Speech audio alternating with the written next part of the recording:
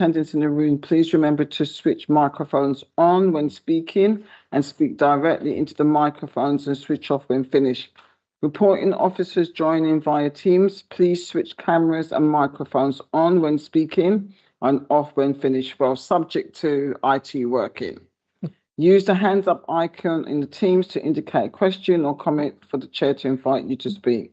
The meeting this evening may be live streamed, and a recording may be available of the meeting on the council website within 24 hours of the meeting. Any exempt item on the agenda, which we have one tonight, will be moved by myself using the Local Government Act of 1972 for the meeting to go into private, and the live stream will be stopped if it's working then, and there may be a short delay before taking those items.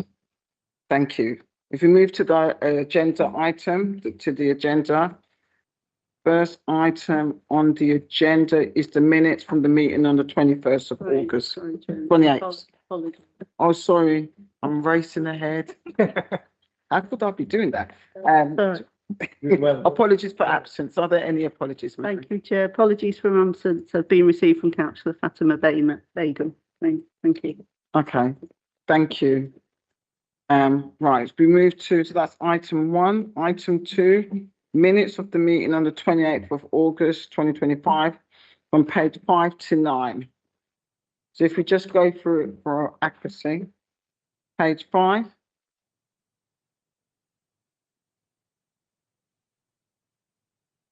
Page 6.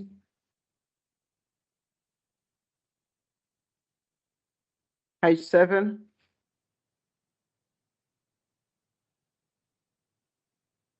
Page 8 and page 9. Right, to those members that was in attendance on the 28th of August, do we agree that the minutes show a true and fair reflection of the meeting that took place? Yeah. Yeah? Mm-hmm. Excellent, thank you. Right, I now got some updates for colleagues. Right. So in relation to the minutes, note number 36, internal audit plan update, that the audit manager undertook to circulate the information in terms of the recommendations which were outstanding for the 3% of the recommendations which were not yet implemented, and the process being made around those recommendations. The information was circulated via email to committee members on the 6th of October, and I have gone through them. 2, that the audit manager submit a further update on the progress being made by management to implement the outstanding audit recommendations would be provided to the next quarterly internal audit update report. This update will be included in the next quarterly internal audit report, update report, scheduled for the December 25 meeting. Yep. Minutes note 37, corporate risk register, risk update. And 1, that devolution and its possible impact on the council be included in the next version of the corporate risk register to be submitted to the committee. The response, working with officers for this risk to be included within the next report scheduled for the December 25 meeting. 2, that an update on the outcomes of the Central Train Station Working Group be provided to the committee by the Service Director of Finance, Revenue and Benefits. 4, that any risk identified pertaining to the Central Train Station Working Group be contained in future reports to the committees. Working with officers to schedule, so it's working taking place with officers to schedule this report on the forward plan for Audit and Governance Committee. And 5, with regards to minutes note 37, that the action taken by the council to mitigate the risk of the climate emergency and to Luton becoming a net zero town with sustainable growth and a healthier environment be reported to the committee. Officers are working to schedule this report on the forward plan for Audit and Governance Committee in the future. So that's updates on those parts within the minutes. Thank you. We move on to item 3, disclosures of interest. Members are reminded of what's stated on page 3 as to what disclosable pecuniary interests and personal interests. Are there any to be disclosed tonight? No? Okay, thank you. We move on to item 4, section 106, Local Government Finance Act 1992. Those items on the agenda affected by section 106 of the Local Government Finance Act 1992 will be identified at the meeting. Any members so affected is reminded that they should disclose the fact and refrain from voting on those items. We're moving on to item 5, urgent business. Are there any urgent business? I haven't received any, Chair. Thank you. Thank you. Item 6, reference from committees and other committees. Are there any such reports? No, Chair. Not received. Thank you. We now move to item 7 on the report, annual procurement report on exemptions to standing orders, and page 10 to 20. Who's going to present? I am, Okay, Chair. thank you. Over to you. Hi, Catherine Southern, Head of Procurement. So this report summarises the exemptions that were approved in 24-25 as a result of a recommendation from our external audit firm as part of the 23-24 audit. So what I've done is analysed all of the information that we hold on exemptions requested, approved and rejected, and presented that in this report. As you can see from the comments, there's been a large increase in the exemptions in 24-25 as a result in internal financial arrangements to increase the transparency on expenditure for independent fostering arrangements that was outside of the in-house / contracted route that we would normally use. The analysis additionally shows that there's a large number of administrative errors made when exemptions are requested, and this results in 81% of rejections. Serious attention needs to be given in the coming year to reduce the errors that are being made, to reduce the resource impact that this has both on the services submitting them and also myself and my team in handling them. Welcome to answer any questions. Are there any questions, colleagues, on the report? Helen, over to you. Thank you, Chair. I found it very helpful to have the report because I do recall reading that in the external auditor's report, so thank you for this. I was just quite interested to understand what percentage are exemptions as a percentage of total contracts awarded? Did I miss that in the report? Apologies if I did, or if not, could you let me know what that is, please? That's a very good question, and it's a difficult one to answer because the value of the exemptions approved crosses financial years, whereas the expenditure in year obviously is for 1 year. So on the face of it, 57 million is considerable against the 261 million general fund spend in 1 year. But the 57 million often crosses multiple budget years. So without the deeper analysis of the term of the contract that's been covered by exemption, it's not an exact science for that comparison to be made. Thank you. Sorry, I'll just clarify what I meant there because I think that's a very good point that you meant. I think I was just be interested to understand the number of contracts awarded in the year, and understand that there's 566 requested exemptions.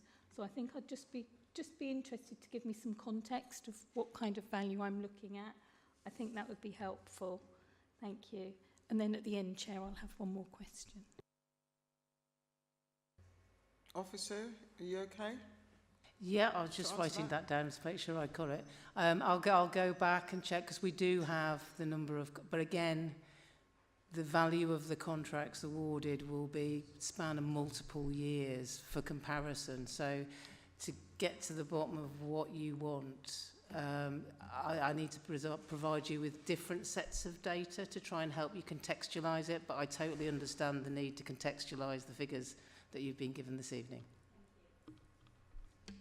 Okay, Helen, go ahead and answer your second question before I ask anybody else. Thank That's you. okay. Thank you, Chair. I think this is probably my lack of understanding, and I think the report may including the independent members might have the same level of knowledge. But there's paragraph 16 in the proposal and options talks about that members acknowledge that further intensive engagement with services to reduce the need for exemptions is largely dependent on recruitment to the new target operating model. Obviously, that's not something as an independent member I have the knowledge or the understanding of, so I will lean on my other colleagues for that unless there's any more that you can add to it, please. So would you like to elaborate and Absolutely. explain for everybody's understanding? I think I apologise. I hadn't appreciated the number of independent members on this panel as opposed to other groups that I speak to. The procurement service has received approval for significant investment this year in a revised structure. That's the new target operating model. So previous to that approval, I was running a service that was run on traditional lines of a number of procurement managers, a couple of contract managers and other auxiliary support staff. The new model, which is now being implemented, will result in a new category management approach where there'll be a category manager for health and social care, one for corporate and professional, and another one for infrastructure and construction. There'll be additional posts to focus on social value, procurement policy, performance and compliance, which is where this falls, and additional resource focus on contract performance in supplier relationship management. I'll happily provide you with a copy of the new structure so you can see, and I can highlight which posts I'll be putting onto some of this additional work that obviously needs to be done to engage with services to reduce the need for exemptions by early engagement and earlier dialogue. Thank you. Thank you very much for that. That's really, really helpful, and that gives me the understanding. Thank you. Okay, Councillor Underwood. Thank you, Chair. If the service manager is away, is there a process for someone else to approve or to consider the exemption applications? In my absence, what happens is the team make a recommendation to the service director, which is Sinead, and then Sinead will make the decision, or it will be deferred until my return if it's considered too complex. Most are handled during my absence. It's only on very rare occasions that something is particularly difficult that might involve more detailed understanding of the regulations. Would it be deferred for my return? But most of them are handled in my absence by my team being empowered to advise the service director who will make the decision. Thank you. Paragraph 7, it says that all requests must be accompanied by a signed conflict of interest form. Is that what is the point of having a conflict of interest form? Is that just to ensure that there is no conflict of interest? Absolutely. It reflects the constitutional requirement for officers to make a declaration of interest. In the procurement space, we call them conflicts of interest forms. And more widely under the Procurement Act, there's an increasing need for transparency on decision making. So we thought we'd double belt it and make sure that we got a conflict of interest form that's filled in, not just by the person that's filling the electronic form, because it's all electronic, form in, but there's one signed by the decision maker behind. So if a senior manager instructs a junior officer to fill the form in, they fill one in, they sign it, but also the more senior officer that's done the direction for the decision signs the conflict of interest form as well, to make sure that we have transparency on the audit trail of who's making decisions and requests. Thank you. One more, Chair. Thank you. Talking about training to tackle the number of rejections because of administrative errors. So presumably anything that's rejected for an administrative error is redone and resubmitted. I think there was another point linked to that. So and for the where exemptions are rejected because there isn't the justification for the exemption. I mean, there's a cost associated with that as well. Is there? I think it's mentioned in here. Is there training or awareness about how to tackle that issue?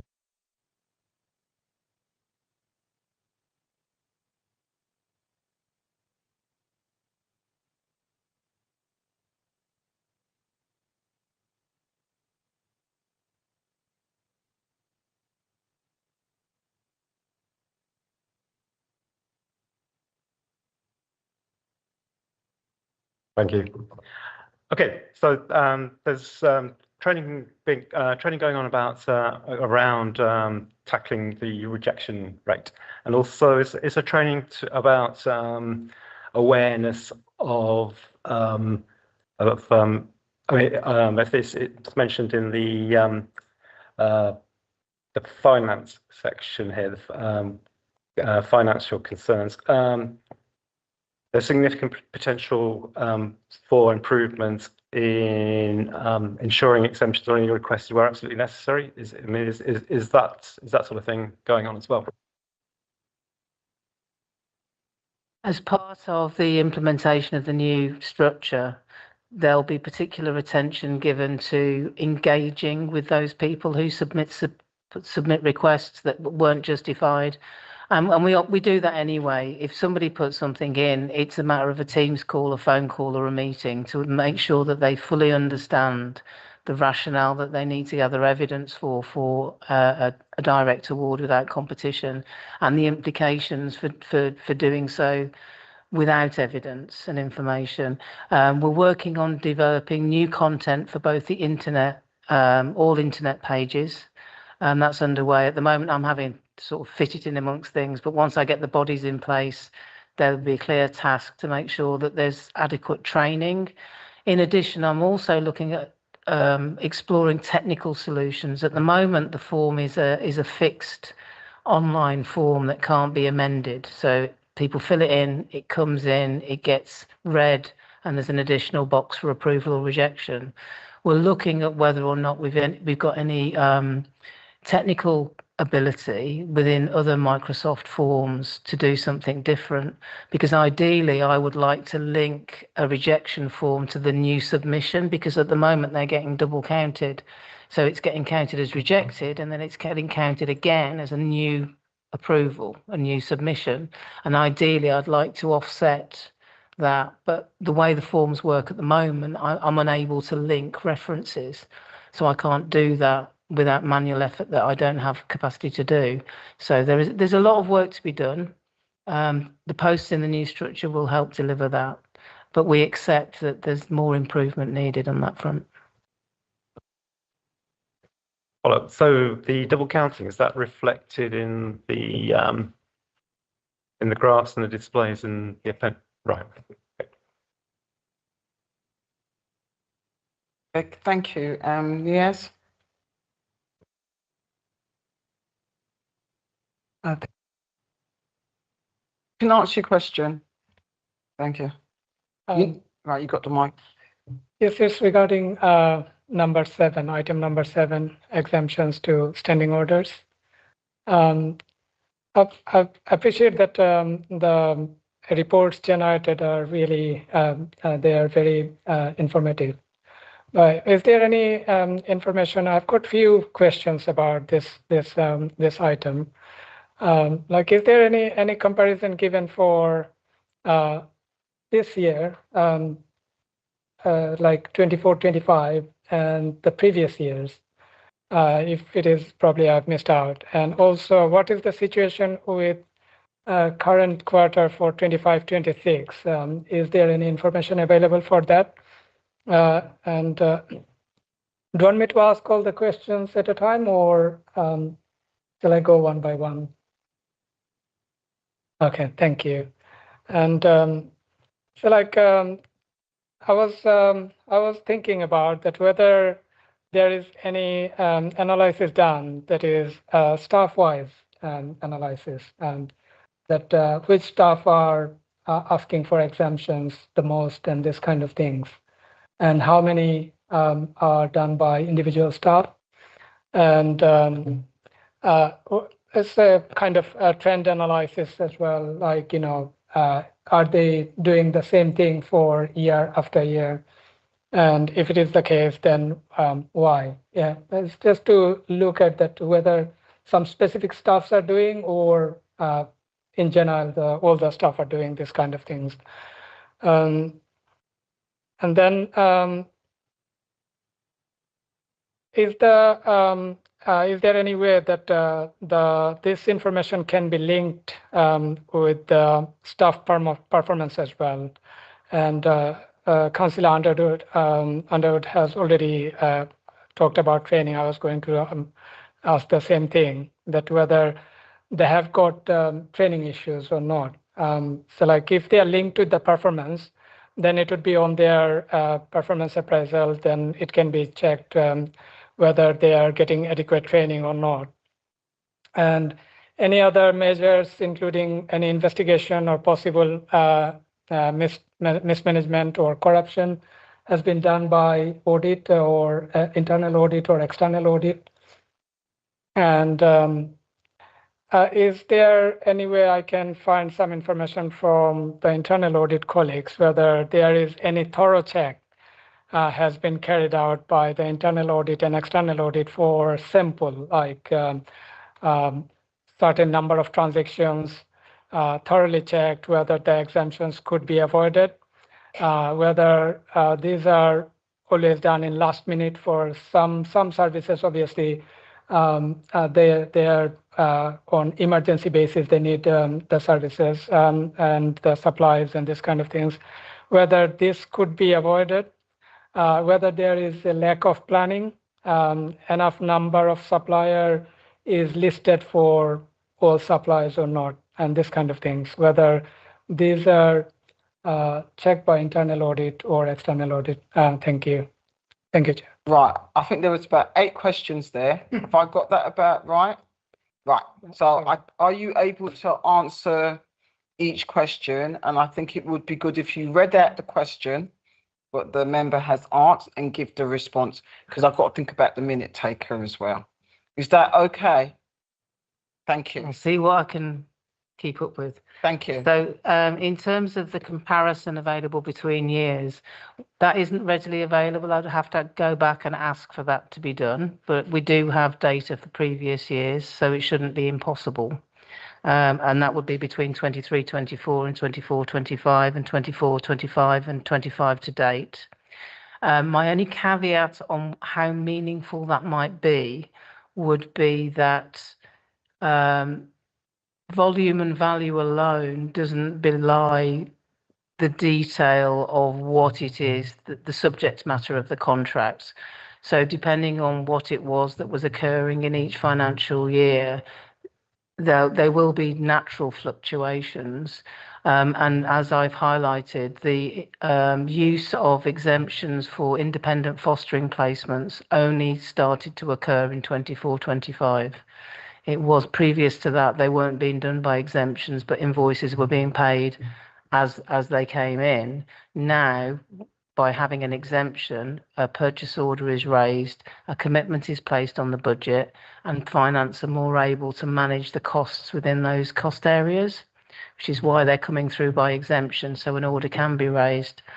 But I can certainly go back and look at and get that data available. The second question I picked up was around individual staff trend analysis. We do record by service directorate and corporate directorate. So we do know by cost centre manager, because that's the important link. So you could have a number of more junior staff in a particular area request exemptions. It wouldn't always be the same person, because anybody can fill the form in, but what they have to do is name the cost centre manager and put the cost centre for the resulting contract on the form. So we track it by cost centre. So that is available by cost centre, and I have shared that with corporate directors and service directors so that they can see areas of concern within their own areas. The third question, in terms of trend analysis more generally for internal staff, again, year in, year out, it's different people raising the exemptions. So again, we could look to see if it's possible to track exemptions by supplier, by cost centre, to understand if there's any trend there. So I would have to take that away and look into that. Moving on to information about staff performance, that's a wider HR matter in learning development, have records of what training that staff have undertaken. There isn't currently any training course on exemptions or use of exemptions, because I like to keep that as a behind the veil. I don't want people to jump to doing an exemption without doing a proper procurement. So the focus is on improving visibility on the training courses on procurement so that people do the right thing, so they don't need to do an exemption. That makes sense. So I've spoken to learning and development in recent months about improving the learning and development content on procurement and looking at shorter, sharper modules. And we can track who attends that training. Yes, we can. Whether or not we can draw a direct line between staff who've undertaken procurement training and those that are then being tasked with filling in exemptions is a slightly more nuanced question, I think, because of the way that people are directed to take different tasks in service areas. But it's certainly something that we are very aware we need to improve on, which is why I've referenced that the new target operating model will deliver improvements to the training. There is training available now. It's online. There are modules. We do know who's done it. We do know who's not done it. We haven't compared it to who's putting in the exemption, so that's a valid point. And I'll let Kanchan answer the question about internal audit checks on audits. So in terms of the internal audit work, we do have an annual review of procurement on our audit plan. And as part of this year's programme, we're looking at the implementation of the new procurement regulations and how services are implementing that, and exemptions will be a part of that audit as well. So again, we'll be reporting any findings as a result of those reviews to audit committee in the normal process around that. In addition to that, Catherine and I do have regular conversations around procurement, and if there are any concerns, again, we'd pick those up as and when they arise as well. Thank you. Have all the questions been asked? Has all the questions been answered? That's what I was the ones that I managed to capture. Yeah. Yes, I don't know if the member would like to. Okay, right. Okay, I just want to make sure you've answered officers have answered all the questions that member has so far asked. Right. Okay, go ahead, Niaz. Thank you, Chair. The question I was asking about staff-wise data, like, and if it is like all the information are there, that which staff are doing that kind of things, asking for exemptions. And then obviously your cost center managers are also responsible for that area, but the cost center manager can keep a record of that which staff are asking for exemptions. That was my question, that whether the cost center manager, when he or she is doing the performance review, whether they are looking into those issues or not, individual staff wise, because the manager is responsible for the staff's performance. So they can obviously raise the question that why it was done by the staff regularly, whether they have got lack of training, whether they have got lack of understanding, or is it a genuine case, and or they are not doing the planning properly, and at the last minute they're asking for exemptions. So this kind of things, I think, very important to tackle these issues. And regarding the internal audit, I was asking that whether specific samples been picked up and then looked into that why it is happening, that massive exemptions issues, and whether those could be avoided, like whether these checks are done by the internal audit, that whether they are asking at the last minute for exemption, or they have got a plan, but that plan failed, and that's why they're asking for the last minute exemption. Whether there is a lack of planning by the staff, and also is there any issue of like mismanagement or corruption? That is the key thing I think need to look into, because sometimes it happens like, okay, we'll wait for the last minute so that I can give it to my preferred supplier or whatever, and I can get the exemption and do, bend the system and this kind of things. So that is the thing. I think internal audit, whether is thinking about to do some investigation about those. Thank you. Thank you, Chair. Do you want to come back? I wasn't sure if there was a question or whether it was all a comment. If I have, because I deal with every single exemption, if I have any concerns whatsoever, I am immediately on the phone to Kanchan. We've got this, we are quite tight on this, and because I see the names of the suppliers on every single exemption, or if I see a pattern of behaviour in a particular service, I do take steps to address that directly. And it may be that there's a lot of pressure in a particular area, a lot of capacity issues, a lot of absences. A variety of different reasons can give rise to a request for exemptions. But if we start to see that a particular officer is reaching for an exemption before doing the right thing, they will be challenged, and they are challenged. In terms of mismanagement and corruption, we're very alive to that, and I work very closely with Audit and SAFs to raise any issues or concerns that I have that we can look into.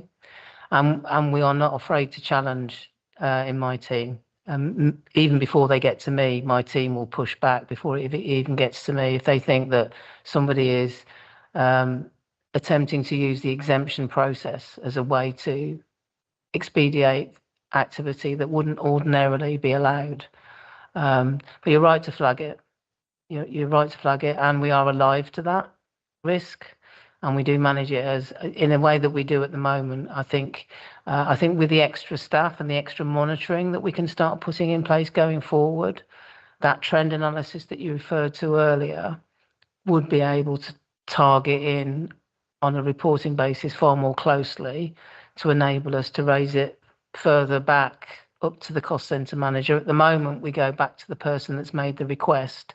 This is the first time this sort of report has been published and provided to officers at a senior level, and I think it's going to prove useful for them to tackle issues of performance within their own areas. Certainly, I have been contacted separately by some corporate directors for their own information, so they can see where they need to take action. And it's something that Audit will be following up with all areas as part of the statement of governance work to make sure that the information that's been provided as part of this annual report that's going to be going forward will be used to make improvement. Thank you. Any more questions? Councillor Hussain? Make a clarification. I'd like to listen to all the questions. How far down the line is the exemption, so where you are doing a temporary exemption in terms of the foster care, is that also the portfolio holder is informed as well? Not just the director or the corporate director, the portfolio holder, Children's Services, is aware what exemption you have? You inform the portfolio holder as well? Not as it currently stands. I would expect that the corporate director for each area would discuss relevant matters with their portfolio lead as part of their normal engagement, especially as this report is coming into the public domain. Yeah, I would have a serious concern from my experience that this is something that person, at the end of the day, the buck stops with the portfolio. Things do go up, round, up, and that ought to be taken into account so that the person in these cases, the person, elected member, portfolio holder, informed of that. Are we suggesting, Councillor Hussain, that we add something to the recommendation Yes. that the update that has been given by officers, and you've said that corporate directors have for the first time better been informed and they've contacted you, maybe we should ask if the relevant portfolio holder is? How does members feel on that? Yeah. I mean, how do you feel, Councillor Underwood, on that? So does there need to be a formal process for that? So Catherine mentioned the corporate directors and service directors who will get a list of these exemptions. Do we leave it to their discretion to tell the portfolio holder? Do we need the formal process? We're having a discussion and reason, so it's good. No, the reason I'm saying that is that the end responsibility is not just the corporate director, it is the portfolio holder who have a legal responsibility as well, statutory responsibility. So in that sense, I would be very much minded the only person who has statutory responsibility by law. Go on, Councillor Underwood. Yeah, I'll take that point. What sort of information would be given to the portfolio holder?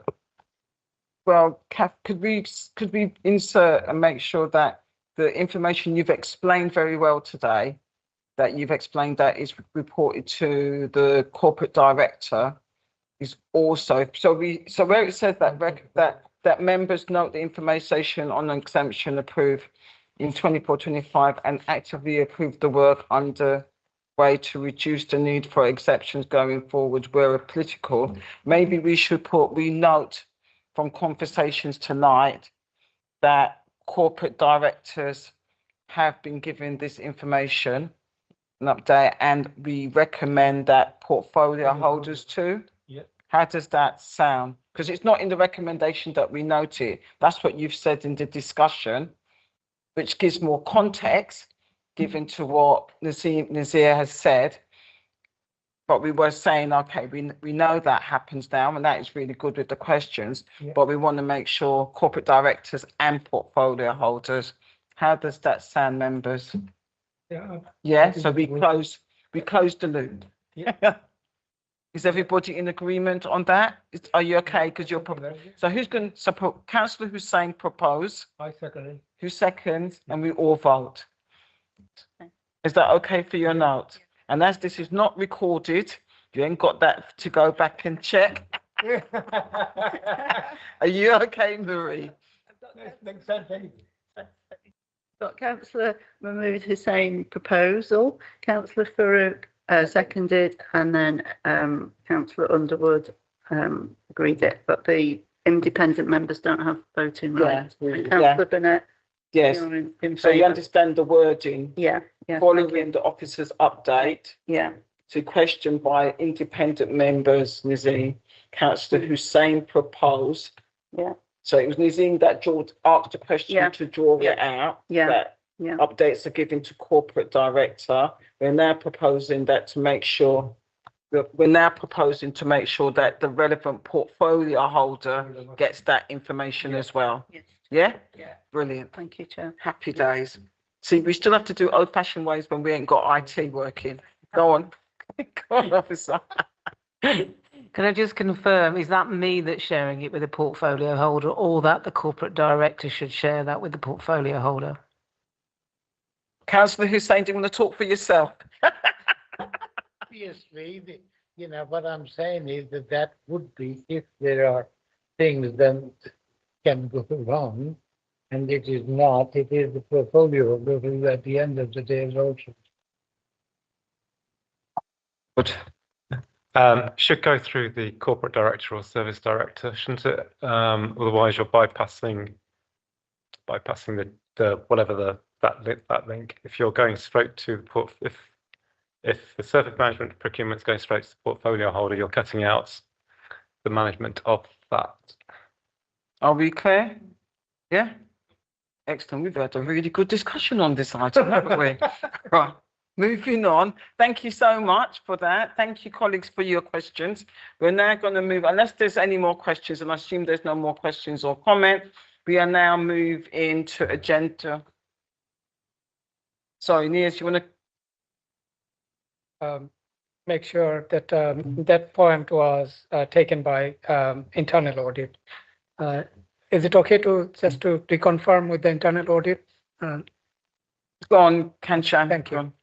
Just the one I was talking about was that whether internal audit have ever checked staff-wise, the exemptions request, and any time did internal audit thought about doing an investigation about any of these exemptions issues? Thank you.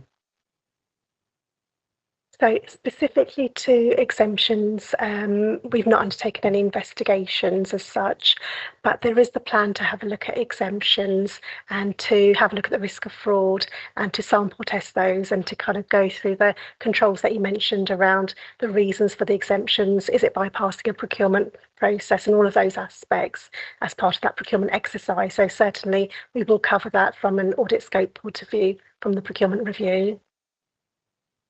Thank you. Thank you. Thank you, colleagues. We now move on to agenda item 8, which starts on page 21, and that is the Q1 25-26 budget risk and financial management. Who's going to do that paper? Okay, section 1.5. Over to you, Dev. Thanks, Chair. This is as a result of the request from Audit Committee to bring any risk associated with Q1. So the Q1 have already been presented to the executive, but this will try to tease out mainly the risks. That's what the Audit Committee would like to know. So the first is, we'll come back to the recommendation, Chair, later, but this is a report to update on the key budget risks as at Q1. So when we're talking about Q1, we're talking about the forecast. So the report goes to executive. When you see the deficit we are declaring right now is for the whole year, based on the forecast outturn.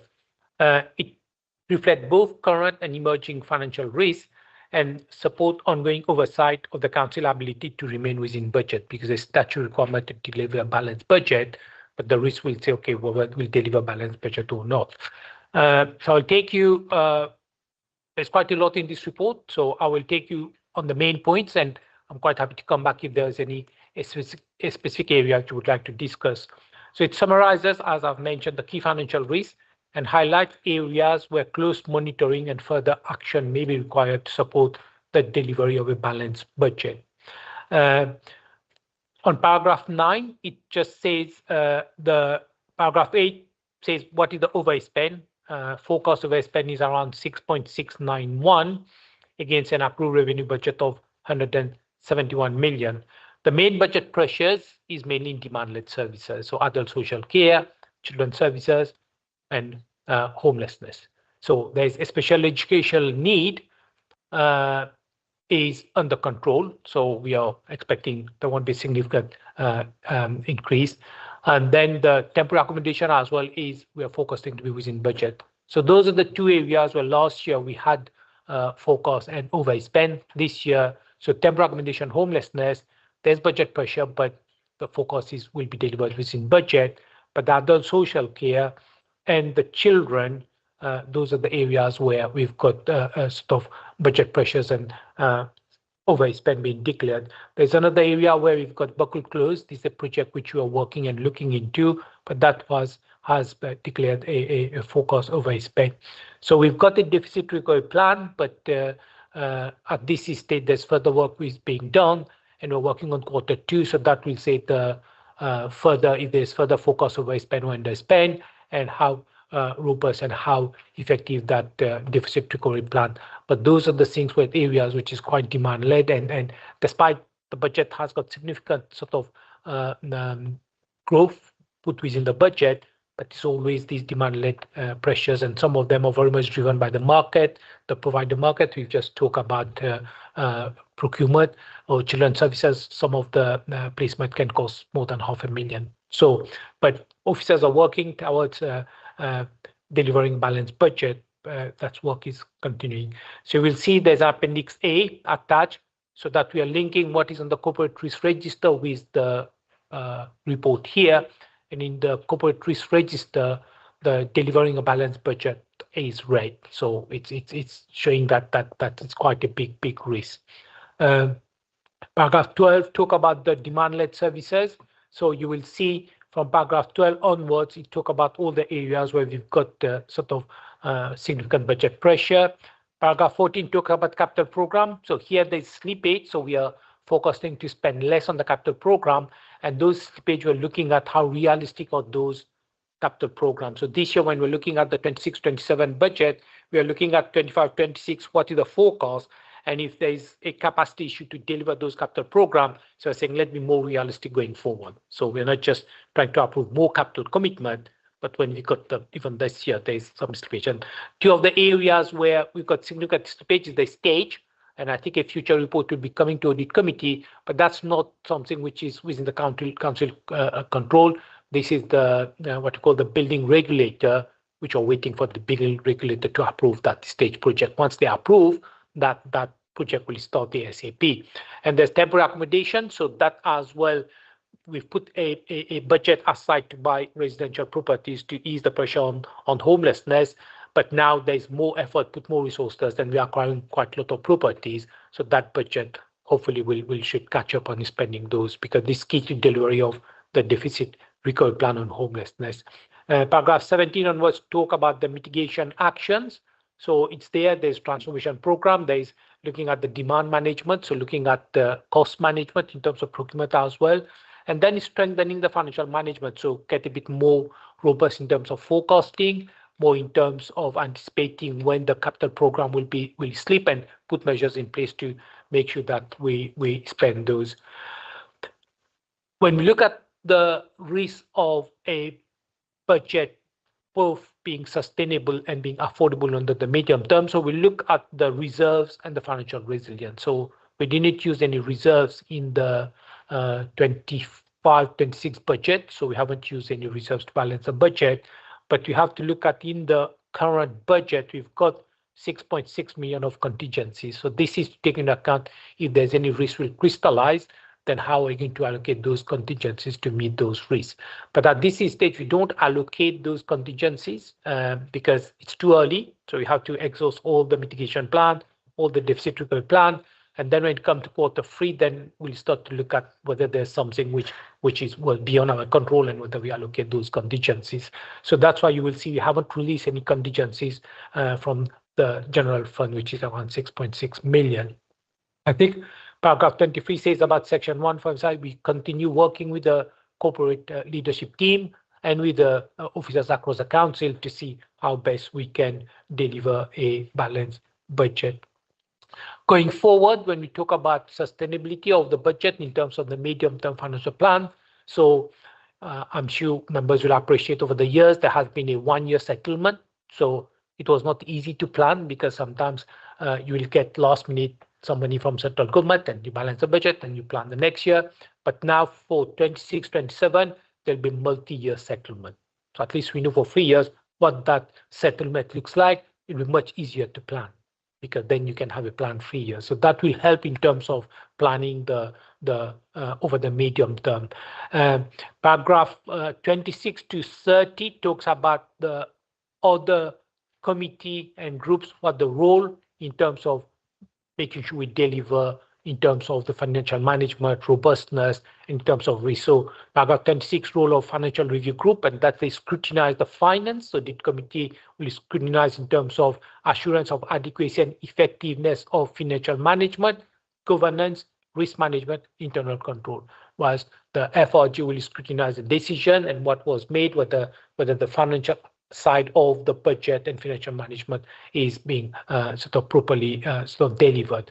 Then the cabinet role, that's the executive will make decisions and the council will approve the budget and the executive will deliver within the budget. We've got the internal audit role, we've discussed quite a lot. We've got the section 1 for my role in terms of when the budget is not balanced and what we are going to do, but that's not, we take a corporate sort of decision, but this is statutory role for me to look at those areas as well. And then we've got the council corporate risk register, which is attached in appendix A, and that will draw down if there's on a service a specific risk, which may or may not have financial implications. So all these documents will have to look sort of side by side. And the external audit role as well is quite key, important, because they have a vast amount of knowledge by auditing other areas. So you can always look at their knowledge and their recommendation. And one of the recommendations we've discussed earlier about value for money, and that came from external auditors when you take those recommendations on board. There's a performance and risk management framework, because financial performance and operational performance should go hand in hand, because sometimes you might say there's an underspend in a budget. That doesn't necessarily mean it's a good thing, because you might be not potentially deliver the services and vice versa. Best value duty, government has refreshed their best value guidance. So the council are under an obligation to provide best value, which is looking at efficiency, effectiveness, economy, and there's a 4th E, which is equity as well. So that, Chair, summarizes this report in terms of the risk, and I'm quite happy to take any questions, Chair. Thank you. Any questions? Councillor Farouk and then Councillor Hussain and then Niaz and yeah. Thank you, Jackie. Council. I understand that Q1 budget is not decision that could be remain 2025 to 26 could change. This is accurate. Would 25-26 based on Q1, and if I understand it correctly, although it says Q1, this is the forecast for the whole year. So based on our projection, if there is a department is overspending, let's say for argument's sake, 100,000 in first quarter, and if you do a linear projection, then potentially we're saying is 400. So it's saying based on the risk, what is the forecast for the whole year, but based on information as at end of June. Does that answer your question? Yeah, thank you. Thank you. Next. In light of what, asked in the last one, in terms of the placement, I mean, these are one of the serious one in terms of student placement, and because the costs are going horrendously high all the time, there's a monopoly of number of residential places. How do you see, in terms of that? Because demand is growing and the complexity of residential care is growing as well. Do you think that what we got now is what we expect it to be in terms of the short or longer term? So in terms of children placement, my understanding is what was presented. By and large, the numbers have not increased significantly. So in terms of numbers, compared to his last year or there before, the numbers are not going up significantly. But what has gone up, the costs. And some of the areas, cost has tripled. So that's what the area which we are concentrating in terms of commissioning. And some of these costs is very much driven by some of the providers, and some of them are providers are sort of, they are the only one where we can get the service from, and sometimes that will come with a premium. But one of the things is government is well aware that it's a market where there's a few providers, and that market is very much controlled by some of the providers, and sometimes you have to get a placement out of the borough, and there's a specific need with some of the very complex, and there's only one or two providers. So sometimes there is a premium which has attached. Central government is looking at this, and I know personally because we provided some information and to see how best we can manage that market, whether there's enough competition. I know some of the councils are trying to look at joining together to say whether there's a case to start to bring it in-house and provide it in-house. So this is an area where all councils and government is well aware, but as I said, coming up to the initial point, the numbers by and large has not gone up. The complexity and the amount and the cost in some cases has tripled. So we are doing a detailed analysis on that. And as I said, council was sharing information and government is looking into this. This is how best. Are we as a council, are we as the government getting really best value out of what we are paying? Or is it a better way of delivering and reducing the cost? But the need of the children is paramount. So sometimes we've got to make sure the need of the children is first, but at the same time, you have to make sure that it's value for money and it's delivering, it's affordable as well, because some of these costs is really very high. But the need of the children come first in this placement. Yeah. Elaine, do you want to come back? Go ahead. Yeah, I've got a couple of questions. Can I ask you, in terms of these, because it's a very much monopoly situation by very small number of providers that are now literally charging what they, that are not, there's no competition as such in that particular sector. I understand that.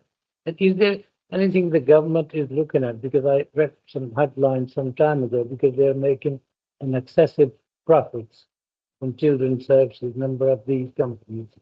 Are they looking at anything in terms of that, in terms of the competition? So I regularly attend what we call the Society of Unitary Treasurers or Society of Municipal Treasurers, and you have government officers attending those meetings. And MHCLG, they're well aware we've raised this, and they've asked for information, and they said they're going to look at the information. So in fact, yesterday I've submitted for Luton figures and other Section 1 folks are doing that. Maybe chair not to be minuted, because this is something which Section 1 are having discussion with MHCLG. But for your information, this discussion is and MHCLG is getting information from Section 151 officers, and to say your top all children placement, their cutoff is above 500,000. So they're saying any children placement above 500,000, so section officers. So probably not to be immediate, and just remind me when because this is discussion between MHCLG and Section 151 officers. So yes, they're looking at it. In terms of recovery of the debts on the adult services, is that really realistic that we will be able to recover any of that debt in the adult services? So that's a very good question. Before you come in, Dev, did you say something about minuted? So I just want to be cautious. People can hear the audio. They may not be able to see what's being asked, but they can hear us. So we just need to be mindful. That's all. Just making sure we understand. That's all. Okay, so that's fine. My apologies. But there's nothing. But I didn't want to go into much detail the discussion with Section 1 officer having with them. But I think you're right. It's well publicized that there's a number of firms who can provide those especially services. Sometimes is demand and supply. So, but government is looking at this. So in terms of the adult social care debt, yes, what we are doing here is we've put more resources. So we've got a team of 3 additional resources within the financial assessment team. And what we're doing here is we've got an additional resource which we brought somebody who is going to look at all our debt, all our process, where the areas where if there's bottleneck that we've unlocked those. So we've put more resources, and adult social is an area. There's another area where that can be a challenge is in housing. But these are, we're talking about vulnerable people. We're talking about people who are need stuff in terms of housing, and some of the housing costs are high. So those 2 areas where we are putting all the effort here. And maybe we just started that. So that started, all the team is in place now. Hopefully in 3 months time, we're doing another review and so how effective is that team and how we are going. So we've got setting target as well, and what a target we are going to deliver in terms of reducing that debt. There's other areas, but they're not all areas. Like if you look at council tax and business rate, but the world sort of is driven by legislation. So very much send the summons, should send to court and bailiff, and so it's very much structured. But there are areas where we have to take into account the conditions, the vulnerability of people, and whether they can afford to pay or make arrangements for payments and everything. So all these takes into account before we chase the debt bill. But coming back to what others were in the area, yes, we are looking at this. Yeah. Okay, right. Next one, Niaz, over to you. Thank you. Thank you, Chair. Thank you very much for the information and breakdown of the budgetary analysis that you have given. Yes, what I have noticed is that those departments which are using exemptions for procurement, standing orders, are mainly responsible for the overspending, like children's placement, adult social care, and inclusive growth. Most of the overspending are done by them. So as already we have discussed about that probably these areas needs to be looked into thoroughly. And you said that there are a review committee or financial review group. The financial review group who are monitoring those issues as part of governance. I was thinking that whether members can attend as observer during the financial review group's meetings. Please advise about that. I would be interested to attend at least some of them. And is the already one quarter, second quarter is finished. So my question is that whether we are going to get the second quarter analysis in next meeting or not is the first question. Then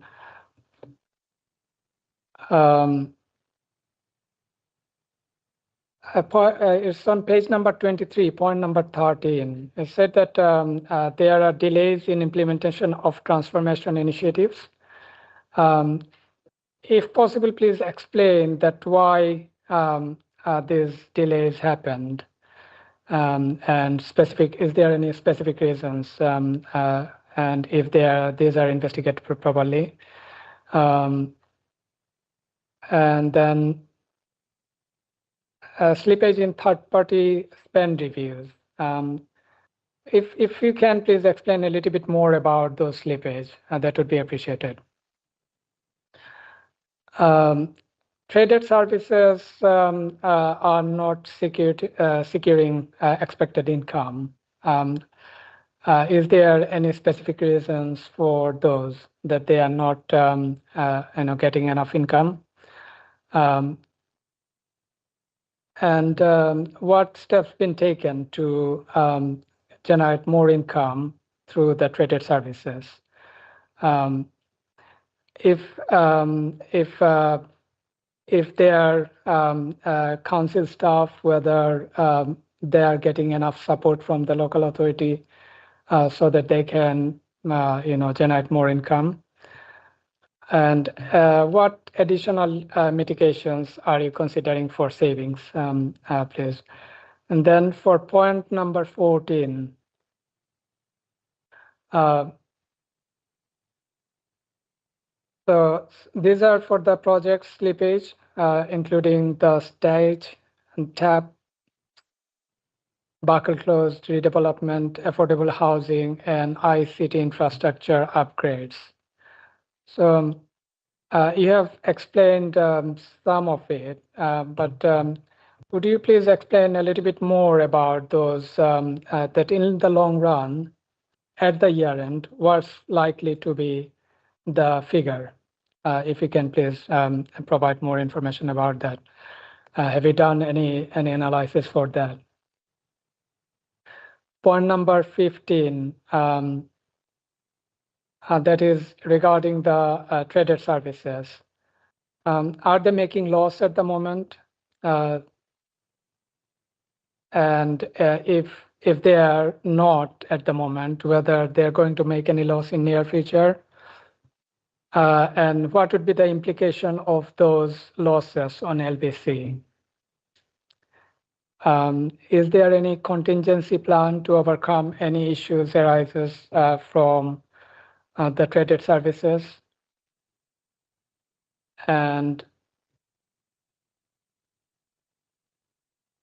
as I requested before, that whether you can give us information whether the traded services staff are employed directly by LBC or not, and if they are on the payroll. If that is the case, if they are not getting enough income, whether you are planning, you have got any plan in place to redeploy the staff to somewhere else, or in extreme scenario, whether there would be anything about a redundancy or not, if the staff are not able to do any work in that area. Regarding point number 16, debt level. What is the total value of current debt? And is it possible to give a breakdown of by age? And what is the percentage unlikely to recover? And if you can please explain that whether provision for bad debt been done and what is the amount of that provision. Yeah, these are the questions I was planning to ask for budget area only. Thank you. Okay, thank you. I'm sure members you had your dinner already. So yeah. How many have you taken notes? I've taken notes everything. Probably there's around 10 or 12, but I've taken. So I've made notes. So as and when I'm going to answer, you just correct me if I'm wrong here. Yeah. But I'm just saying, I'm sure everybody has got their dinner, so we are here for a long night. Yeah. But I will try to answer everything. But all are valid questions. Yeah, absolutely. So first one, if I start with, is about children's services overspend. Yeah. Whether there's a correlation between exemption and children's services overspend. I'm not aware, because as we've said, if there's any issues or concern from the procurement, the head of procurement will raise it with Kanchan. And Kanchan, as part of the audit, will carry out a review to see whether there's anything. But it goes through a quite rigorous process before they give an exemption, but we bear this in mind. But children's services and adult social care and homelessness, those are the areas, and the special educational need, most council has got significant overspend. Yeah, so it's across local government, but I don't know. So we'll do that things, but we are not driven by if there's an exemption. We just say, yeah, but you've raised a valid point. We are going to look at the risk in terms of whether this could, but not something I'm aware of. Second point is whether members can attend FRG. Yes, is a meeting in public. So members are quite happy to attend, and the chair of the finance portfolio holder attend those meetings regularly. So you're quite happy. Quarter two, yes, we are starting the process of finalizing quarter two, and the next meeting normally, chair, it goes to executive and we bring it to audit committee. So I wouldn't be able to bring anything to audit committee unless it goes to the executive, because they've got the responsibility to monitor that as well. Second, in terms of, you mentioned about, I wrote something here, some initiatives. I think you said transformation. Yeah, sorry. Yes, transformation initiatives, it has been a challenge. The more council are getting into delivering more savings, is getting harder. So you will see in my quarter one report, I've mentioned some of the challenges we are facing and some concerns we have, but we've got our in-house team now. So most of the things is delivered within the in-house team, within the change control team. But this is an area, yes, we are monitoring, and the deficit recovery plan and the future savings very much depend on the transformation. So a lot of areas is being looked at, but it is a challenge. You can say whether it's easy to deliver 15-20 million of savings, but that's the area we're looking at. So transformation. In terms of trading income, you mentioned about couple of questions you've said. So trading income, the council is good in terms of generating trading income, but over the years it has become a challenge. So when you look at the schools, quite a lot of schools are becoming academy, and then they don't buy the services from the council. So some of the areas, in terms of whether the trading is making a loss, most of them, I'll take a note of that, but I'll come back. Most of them are making a positive contribution. So the contribution towards the variable cost and the fixed cost. So they're not making a bottom line loss, as far as I'll go and double check that, but they're not covering all the fixed costs. So there's a decision, I'm sure, if you stop those trading services, you lose that positive contribution, and you don't reduce your fixed costs. That's much better off in the short term to carry on if there's provided a positive contribution. But we regularly review that. If they get into a loss where they're not even covering their fixed overhead, then we'll have to decide what they're going to do. So that's an area. Whether staff, you've got quite a few questions. Whether the staff are providing the support, yes. If we have to provide training, yes. Whether if an area is eventually is making loss, then of course we have to see what we do with the fixed cost. But in the short term, all costs of fixed costs. In the long term, it's become variable. Then you have to see if it's not prospect of that department to turn things around. Then you have to see what happens to this stuff. But right now, no, there is no in the budget or right to make job redundant because the performance. So that's it. Most, if not all, are generating a positive contribution. So in the short term, we are trying to generate more income from those services. In terms of third party spend slippage, is that with the capital program. So the two areas where we've got budget slippage is the stage, but the stage is very much we are in the hand of procurement has been done, contract has been awarded, everything is ready, and that stage is a big town regeneration project, very much for housing need and a lot of residential properties, but it's very much from building regulator. So because of the high rise and because of fire safety, it's very much, we've escalated to the corporate directors, to the service directors, even we've escalated to our stop MPs as well to say, okay, the MHCLG. But I think my understanding there's a lack of resources for them to process all these applications. But we are hopeful we should get an answer soon, and then we can start that project. I think question 7 was more income. Yes, we always try to see whether we can generate more income, but those coming from a commercial sector, it's not that easy just to open a business and straight away you will generate. You've got to see where the area we've got that competitive advantage, where we're good at, like in terms of pest control, we're very good. We're very sort of council, people trust council, so we can, but there are areas that we have to be very, very good because otherwise, it's the risk area. Then I think I mentioned about project slippage. So the two areas with temporary accommodation purchase. So we were not acquiring properties, but now in the first quarter, in fact, there's 20 residential properties we are about to acquire. So it's happening every 2 weeks, we're acquiring more properties. And then we've acquired the Wenlock, which is a sort of big investment, and there's a lease for Wesley House. So that's the reason why you will see homelessness, temporary accommodation budget is the spend will be within budget. So because we're acquiring quite properties and move people from expensive B&B into these accommodation which we are acquiring. The other question, I think you mentioned a few questions about traded services. I think I responded to that. I think if you're saying loss in the future years, we are working on the budget. So we look at trading activities and we look at the risk, and we have to look at where the opportunities and the risks as well. So right now, until I've gone through for 26-27 budget, I don't know whether there will be any areas. In terms of commercial properties, we talk about the occupancy. So we look at those, and we are looking at our part of capital strategy, our asset acquisition or disposal as well. So if there's a properties, we're not generating a yield, and the prospect of renting, the void is high, we're looking at whether we can dispose those properties as well. So that's we are currently looking at. In terms of trade debt services, whether we got a contingency plan, we are trying to deliver, as I said, those are not making bottom line.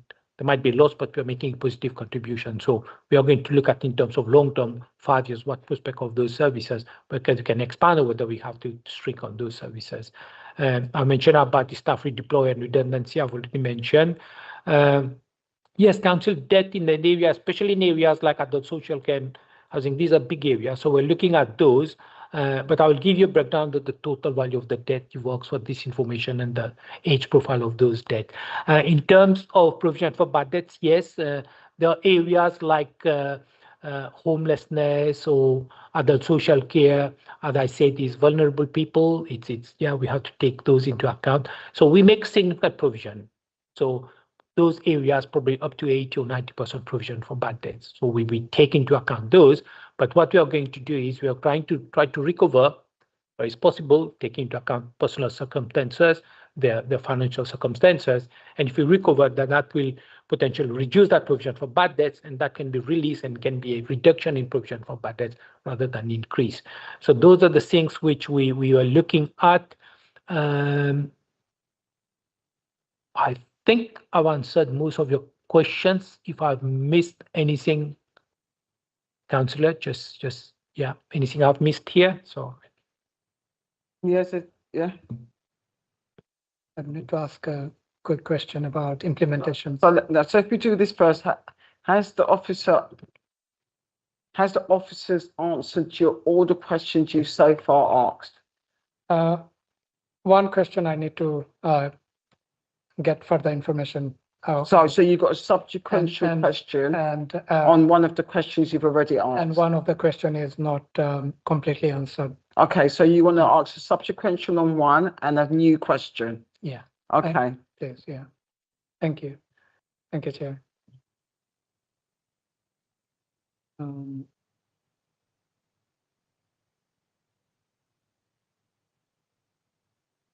So we talked about the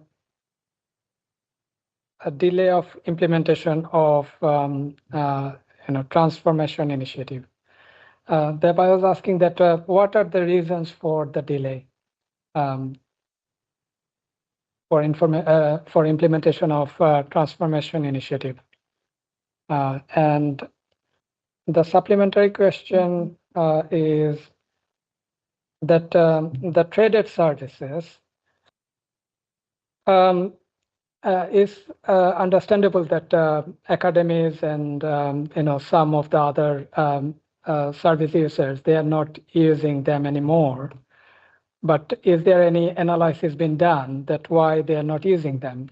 It might be the case that they are not competitive with the other providers. That's why the academies are not using them, or their pricing and quality, probably quality has gone down. It might be the case. So all those things, whether any analysis been done, and then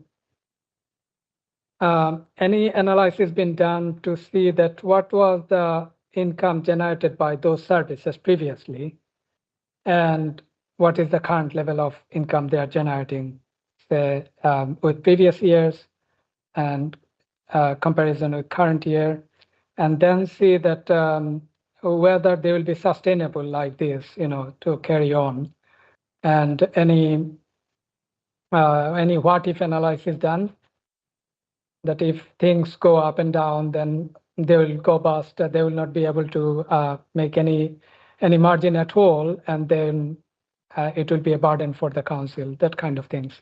If you can please explain. Thank you. So first, transformation initiatives, there's a report coming to executive on the transformation and the rank status of those projects. So I would rather, if you bear with me, we'll wait for that report, and then it's better to have a comprehensive report, and that will answer some of your questions. In terms of traded services, yes. In terms of academies, yeah, but some of them are buying back our payroll services. So not in all areas we're losing income. The HR We provide payroll to schools as well, and some of them have asked for sort of the service of the council, because sometimes the council knows how local government works and everything, and how pension and everything. So that's an area income has increased recently. But in terms of academies, because they come with their own finance team, so we've got big academies, and they've got a big national company who's got several academies. So they have got the head office where they can provide those services. So some of the services we're providing even from the finance team, some of the academies, they said no, they will provide those services already. In terms of comparison, yes, we know last year, we know this year. So I can send you Q2, there will be a detail on traded income, and it will show the areas, and we can put the comparators. I'm making a note here, and you will see. And coming back to your point, okay, whether the business is viable, whether business, whether it is concept we're looking at. So we've got a full-time staff on on the traded size. So that is happening, and there's a meeting which takes regularly, is chaired by the corporate director of inclusive growth. So we're looking at where the areas you can improve, what areas you can, so then we'll refresh our trading strategies to what areas, because I'm sure you are aware in the industry, every 3-5 years you have to reinvent yourself, because private sector is, you go in a competitive environment. So we're looking, we've employed this lady as I think it's for 12 months now, she's in post. So it's full time, we're looking at those areas. So yeah, so those are the questions. If I've missed anything, let me know, please. Yeah. Okay. Thank you, Deb. The response you put in writing, can you make sure you just share it with the committee members, please? Thank you. Councillor Underwood, over to you for your questions. Thanks. Thank you, Chair. Niaz has asked pretty much all of my questions. So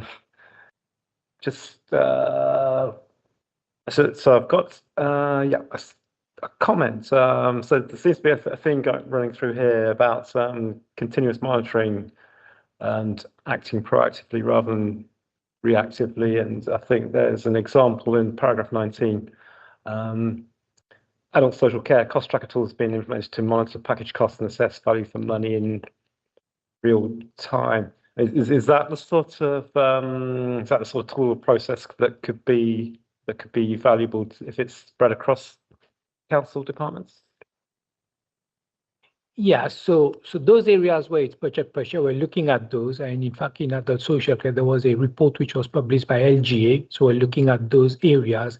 And you're absolutely right. What we look at, especially when finance, I have my meeting with finance business partners, we try to adopt a council-wide approach, exchange ideas and everything. So things like in adult social care, we're doing in children as well, reviewing the top 20 top placement, looking at those. There is areas where we've got sort of how you're working with ICB, so where the areas where we are getting our fair share of income. So those are the things here we do apply it across. Send transport was a good, and there was consultation done, and the send transport will be declaring that will be within budget going forward. So homelessness in the area estate, we acquired property, so we do share those good practices.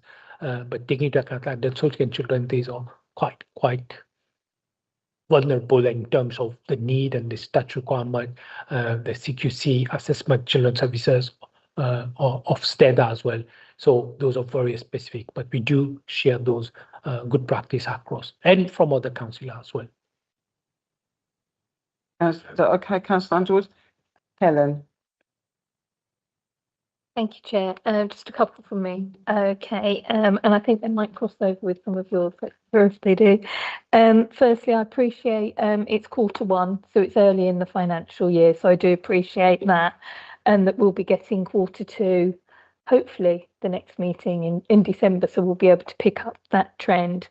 So I do appreciate that it is early in the year, but obviously the overspend is virtually as much as the contingencies that you've got set aside to meet those risks. So I'll be looking closely at Q2 to see how that's progressing. I think I'd just like to ask you as Section 151 officer, please, Dev, if you are assured with the work that's being done on the on the deficit recovery plans, the transformation plans, the debt recovery on adult social care, and the savings target. Are you assured that sufficient work is being done on those to bring the overspend down and things back in train? I would say it's work in progress. Yeah. If the deficit recovery plan and the transformation was really reached that top maturity level, then the overspend, I would be forecasting a balanced budget. So right now I'm forecasting the 6. This means that part of the deficit recovery plan is delivering, but some of the things is you will appreciate that if we start the deficit recovery plan 6 months, you get just 6 months savings. So what I'm trying to ascertain is whether when we take a full year savings, what that impact is. So we might say there's a deficit this year, but if we take 12 months annualized savings, then probably, because starting some of them things late. Come back to your point, we put maximum effort. We means the council officers and finance to make sure Q1 is as robust as because last year Q2 we declared a big one, so we wanted to get it as right. So, and that is helping us to put the deficit recovery plan as soon as possible. So what you've got in the DRP is 6 months, but I want to reassure that if that 6 months continues in next year, what that 12 months annualized savings look like.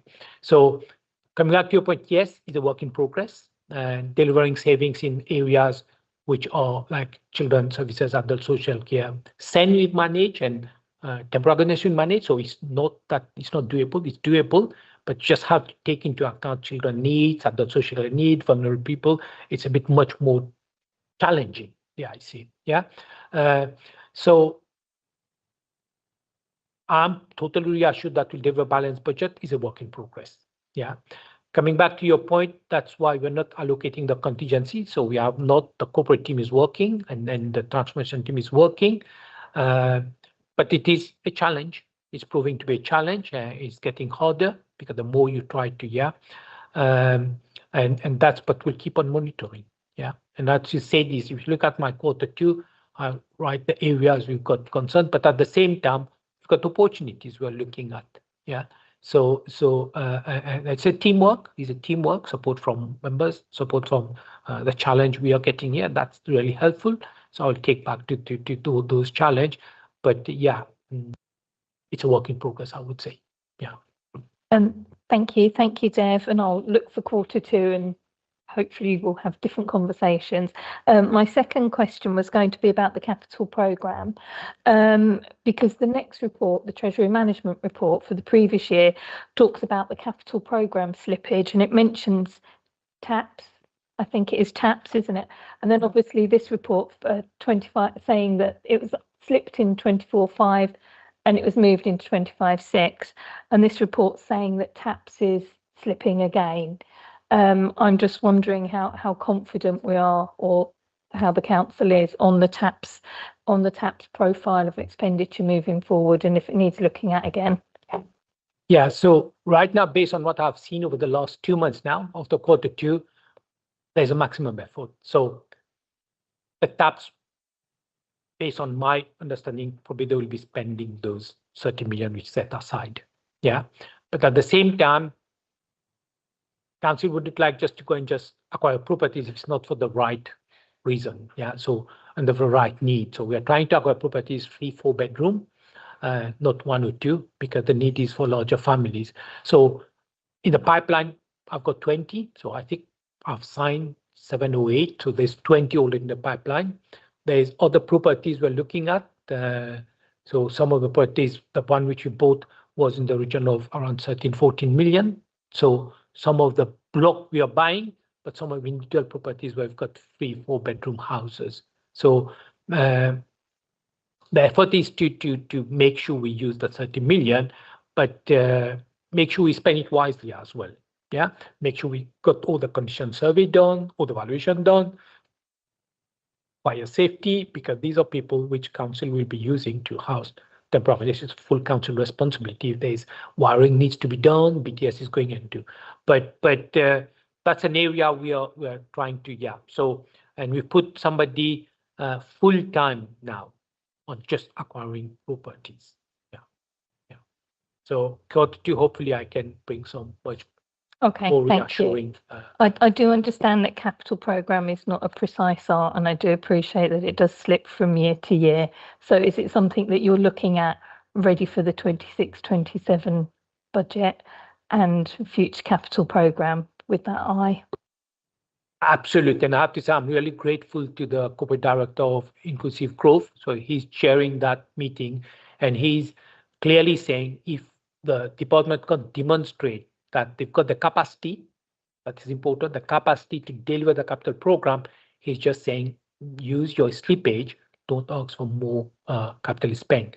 Because when you put your, as you know, Section 1 said, you're borrowing your CFO and everything, and then you don't. But his words, I'm really grateful. He's really looking at those areas. So you will see, you'll be, when you get the 26-27 budget, the package, the envelope for capital program has shrunk quite a lot because they're using the slippage. So we're getting better, but hopefully we'll get there, which will be more accurate. Yeah, thank you. Right. Are you okay there, Helen?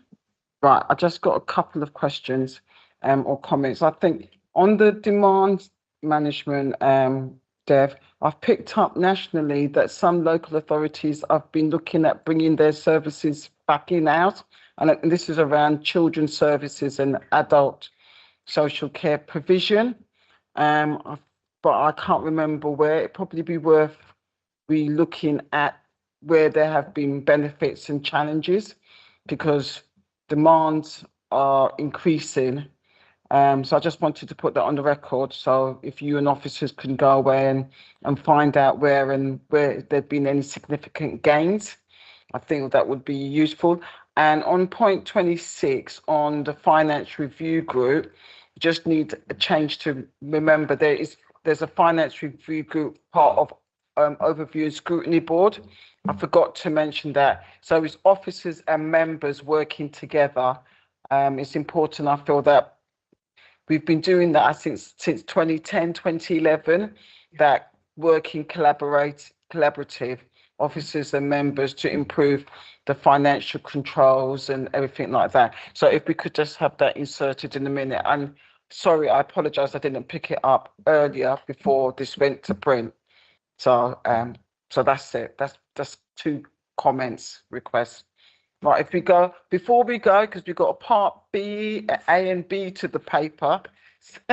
So if we can just go back to recommendations on page 21, and the Audit and Governance Committee is asked to, 1, note the projected Q1 overspend and associated risk. 2, review the effectiveness of mitigation actions being taken by officers. We've asked robust questions on that. 3, endorse the continued focus on transformation and DRP delivery. We've asked questions on that to seek assurances on the robustness of financial recovery plans and adequacy of governance arrangement in high-risk areas, including through regular assurance report on children placement, adult social care and capital budgets, capital projects. And 5, note the alignment of Q1 budget risk with corporate risks identified in the latest corporate risk register, August 25, including key areas such as demand net pressures, inflation and transformation delivery. Do we so agree? Brilliant. So now if we move to, I would say, B page 27, Kanshan's been sitting there very nicely. So we've now got the corporate risk update. Over to you. Yeah, but this is something the audit committee has already gone through. This was 28th of August. It has been attached as an appendix to the main report we just discussed. Thank you. Yeah. Brilliant.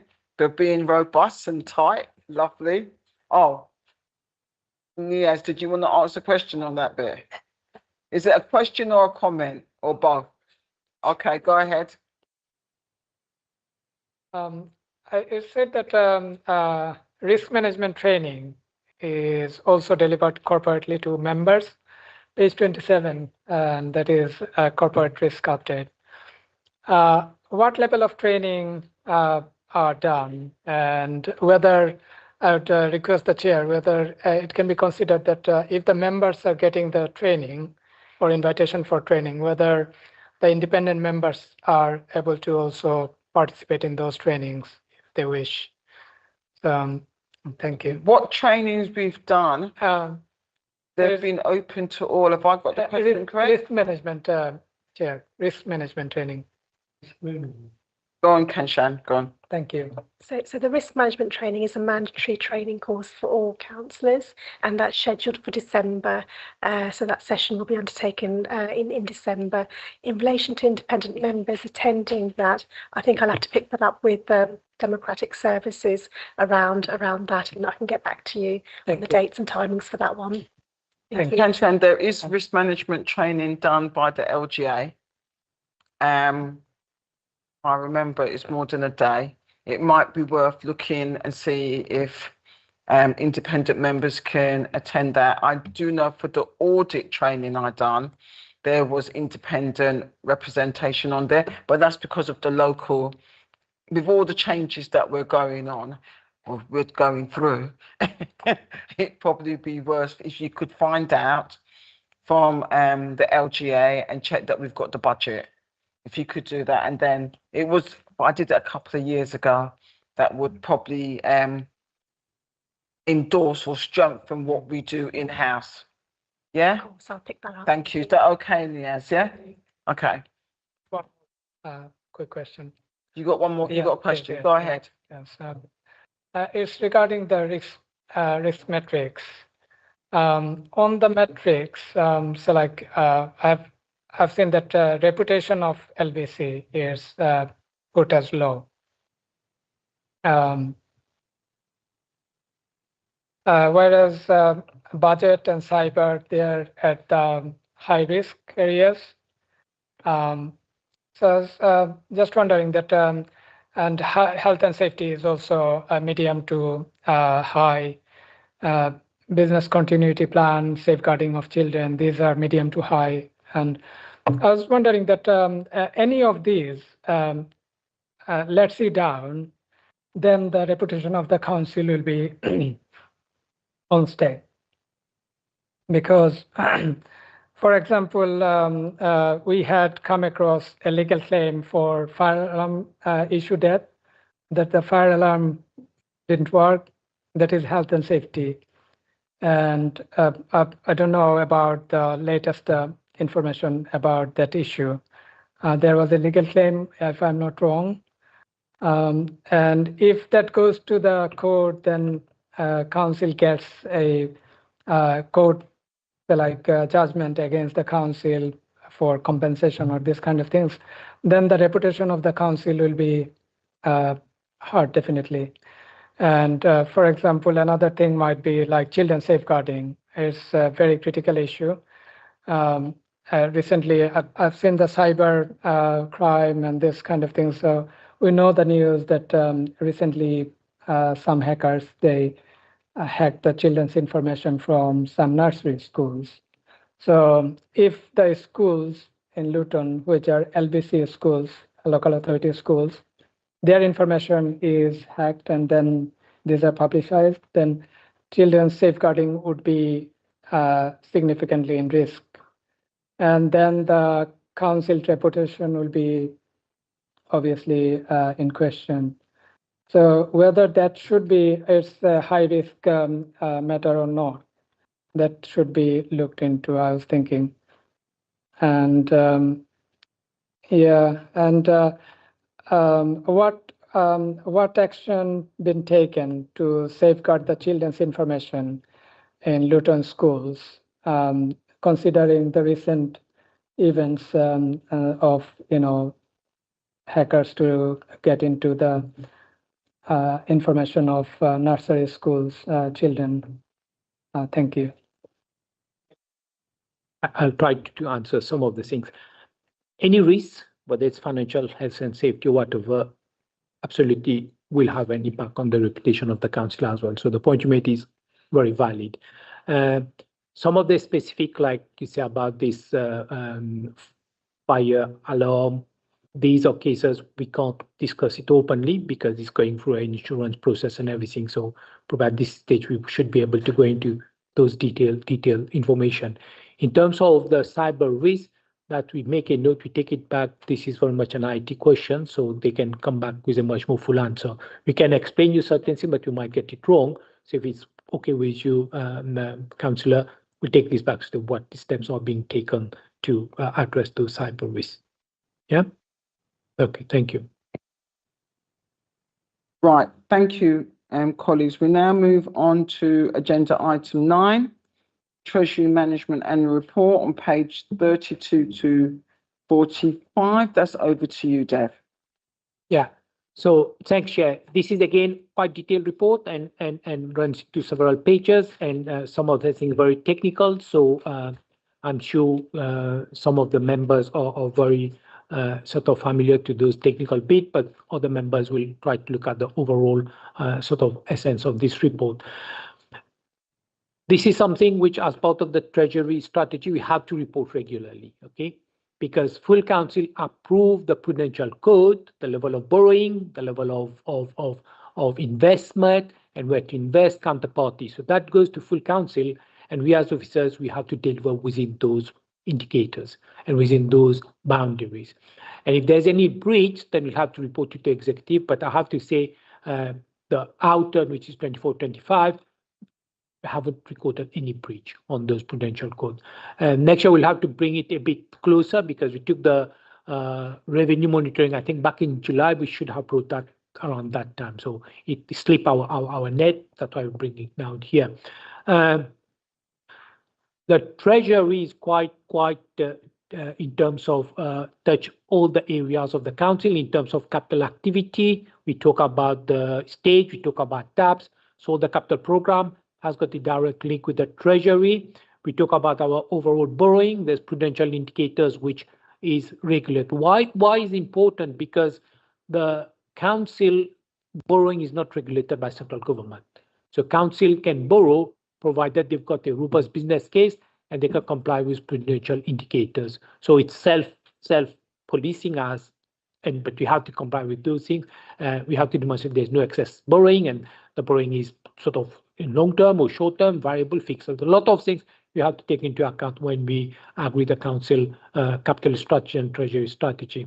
So we've got Treasury strategy, we've got borrowing strategy, investment strategy, and all these laid out in the report which went to full council. So this is after the year. So you will see on table 6, it says, okay, what was the total estimated borrowing and how much was the borrowing? And we've discussed quite a lot about slippage, and those are the reasons why there is slippage. And when you borrow less, your what you call capital financing requirement is very much driven by capital expenditure. So basically, if I've got a capital expenditure to buy, let's say, properties for 10 million, that says your capital financing requirement means you need to fund that capital expenditure. Then you decide if you've got capital receipts, then you fund it through capital receipts or other sources. But if you don't have any of the sources, the financing is you end up borrowing. Yeah, so that's why you will see your total borrowing is not necessarily up to your capital expenditure, because some of this capital expenditure you might be funding from other sources. So then the paragraph explain about the how HRA, and we have two funds. You've got the capital general fund, you've got the HRA. So the paragraph 6 mentioned about what was the estimate, what was the actual, and how much was through borrowing. I think the paragraph 8 and 10 explain you why there's a need to borrow. So I've just explained in simple terms. You've got the capex of 10 million. If you've got 2 million, which you can fund your capital receipts or section 106, then 8 million, the residual, you might end up borrowing. And we as a council, we are not that much capital rich, and we don't have a big pool of capital receipts. So most of our funding for capital program goes through borrowing. I think paragraph 13, I've explained the principle of CFR. So it will say how much our capital financing requirement is going up, which is very much driven by capital expenditure. And then you will see how much of borrowing is there, but all get approved as part of the full council. Paragraph 15 talks about the borrowing compared with CFR, so how much you borrowed. But sometimes you will see on paragraph 15, it says we do internal borrowing. And what is internal borrowing is basically we've got reserves, so we've got cash flow. So during the year, if you got the reserves, rather than borrowing, we might use part of that reserves to temporarily fund our capital expenditure. Yeah. So rather than having 50 or 100 million in the bank, and then borrow to fund our capital expenditure. Sometimes we use our internal sources in order to fund, but that's in temporary basis. And the reason why we borrowed much more internally this time is because the interest rate has been high. So rather than locking in long-term borrowing for 5, 10, 15 years, we rather use internal borrowing for a short term. When the market gets better and the interest start to come to more reasonable, then we might be start locking on those. But most of our long-term capital program are funded by long-term borrowing with fixed rate. So when you look at the airport, 5 or 7 million, that's already been locked. So it's not variable rate. So we tend to fix everything and we try to spread our borrowing over the 5, 6 years. So we don't have all the borrowing concentrated in a specific period. And then the paragraph onwards talk about the strategy. So we try not to borrow. We borrow from reputable councils or counterparty, which got AA, AAA, the bank. So, and at the same time, when we invest, most of our investment is short term, is money market, which is regarded as AAA. So we try this. Always you will see how talk about what we call slide. So we look at security. So when you're investing, liquidity and yield. So we don't concentrate on generating maximum return on those things. And then the rest give you some background information. But what is important here is paragraph 28. We don't borrow in advance of need. So if we've got a capital program we are going to spend over the next 18 months, then we borrow. But if your capital program we spend over the next 3 years, we don't borrow now. Because you're borrowing now, it's your borrowing in advance of need, and that's not allowed in the Prudential Code. But you can borrow 6 months in advance, but you can't borrow for a program which will happen in 4 years' time. We can't borrow now. So that is not allowed. And then in terms of investment strategic control of interest, so we always look at what the forecast is. So we get advice from all enclosed. So we regularly meet with all enclosed and they will advise what the market is doing. But it's not easy to predict. So we try to predict. Right now, I say our strategy is not to lock quite long term because the market is quite interest rates are not coming down. And especially if you might see base rate has come down, but the gilt, that's where we borrow, has not come down. And the gilt doesn't reflect the Bank of England base rate, it reflects the government sort of borrowing. If the government debt goes up, then there's tendency for the gilt rate to go up. And we borrow from PWLB is a gilt plus 80 basis points above the gilt rate. The gilt rate is what we call the government bonds. Okay. So right now, because I'm sure you're aware, the government bond rate is not coming down, the best thing is not to lock in long-term investment borrowing now. And then it talks about the economy, it talks about quite a lot of things, and there's a lot of numbers here. But the point for audit committee is say whether we have breached our Prudential Code indicators. The answer is no for 24-25. I'm quite happy to take any questions, Chair. Any questions, colleagues? Councillor Underwood and then Helen. Go ahead. Thank you, Chair. I've got a couple of questions. We're talking about borrowing for need over, say, 6 months, 18 months, etc. If a project is delayed, excuse me, if a project is delayed or if there's any sort of slippage, does that cause a problem if you've borrowed, say, for the next 18 months and then a project's delayed after 6 months? The point I made, we can borrow 6 months in advance, but provided we got certainty that project will start. So we say definitely that project is starting in 6 months' time, and the focus is that interest rate might go up, then you can lock it now.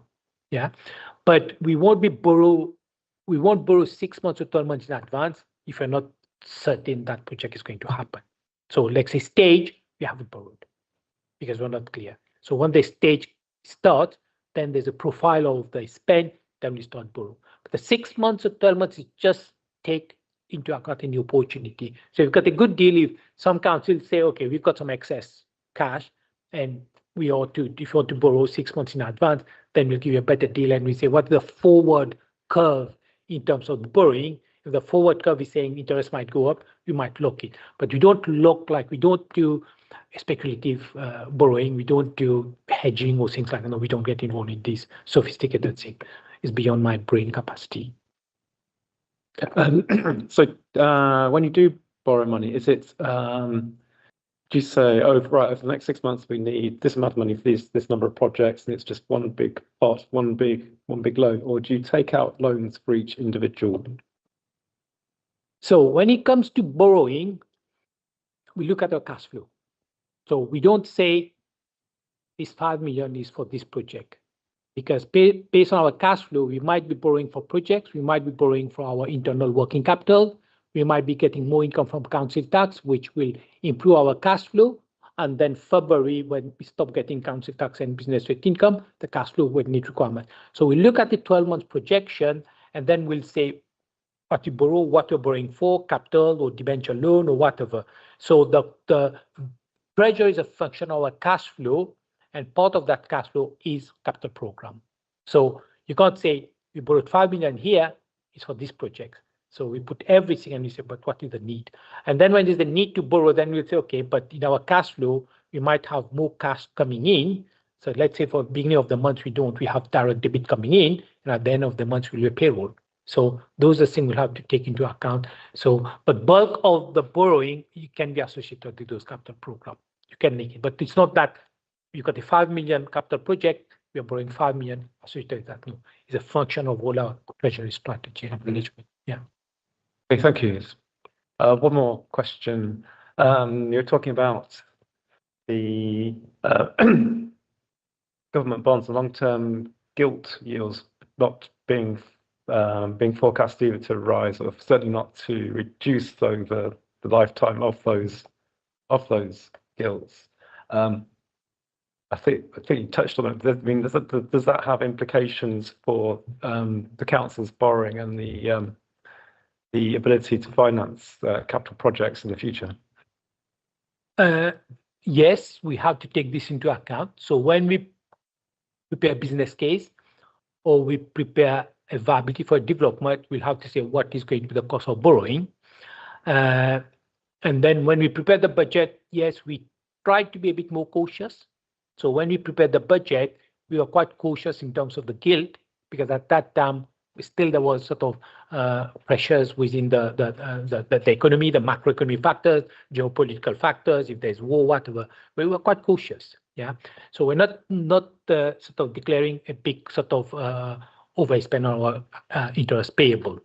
But going forward, absolutely, you have to look at those. So if the forecast, we get advice from our treasury, the forecast is that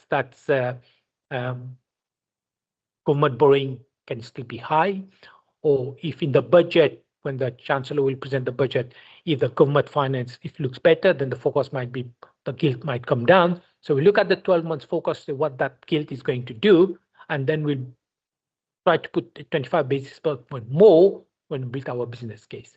So the point here is, and if the gilt stays high, yes, it will have impact on some of our business cases, especially residential properties development. So, but you have to keep an eye on those. And right now, yeah, it's not coming down. Yeah. More, Chair. So yes, follow up that. So I mean, how sensitive are our finances to movements in the in government to borrowing from the government and taking out these gilts or bonds? So it's much easier for us to borrow from PWLB because you don't have to comply with all financial covenant where you issue bond on the private placement, then there's a lot of covenant. So our plan is to borrow from PWLB, but that gilt rate is high and we are monitoring those gilt rate. So that's why I've said we've done internal borrowing of 190 million, which means we have not borrowed to that level. But if gilt rates start to come down and it becomes a bit more reasonable, then we start to look those long-term borrowing. Okay, thank you. Helen? Thank you. It's just a quick one. I thought the report was really clear and easy to understand, and it contained what I would expect. I just wanted to check. You did confirm that none of the prudential limits were exceeded, didn't you? Did you say that at the beginning of your presentation, Dev? Yes. Yeah. lovely. So I'm more assured that all the prudential limits were met.